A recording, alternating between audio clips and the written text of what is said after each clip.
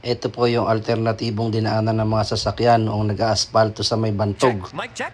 Ito ang Siya kwento lang ng natin. dalawang gulong at isang pusong gala. Ngayon lang din ako madadaan dito eh. Handa na ba kayo? Go! Tara na!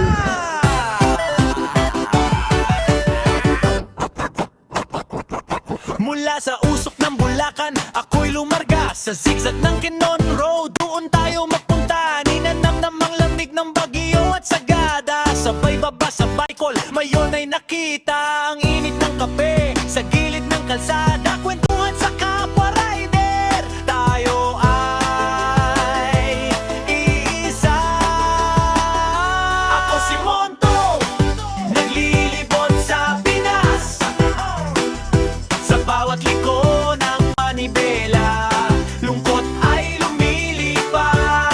Mula Luzon, Visayas hanggang Mindanao.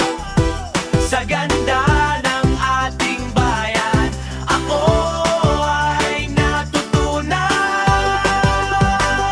Ako si Monkey, sakay na.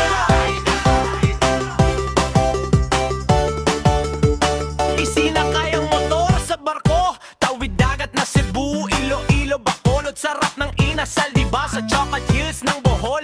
Mata ay namangha, puting buhangin ng Boracay. Saglit na nagpahinga kahit saan mapatpad. Ngiti ng Pinoy ang makikita. Tuloy-tuloy lang ang biyahe, di uso ang mapagod pare. Ako si Moto, naglilibot sa Pinas. Sa bawat liko ng manibela, lungkot ay lumilipas. Mula Luzon, Visayas hanggang Ang daanan na nga pala na ito ay papunta ng Sapang. Pakaliwa, sako pa rin siya ng Sapang pero susunod na dyan yung Buga. Diretso pa tayo. Mindanao. Sa ganda ng ating bayan, ako ay natutunan. Ako si Monkey, sakay na.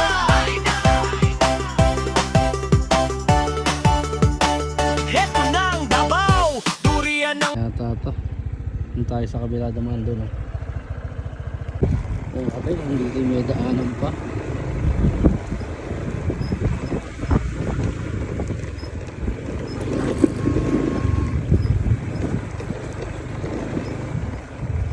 Wala na.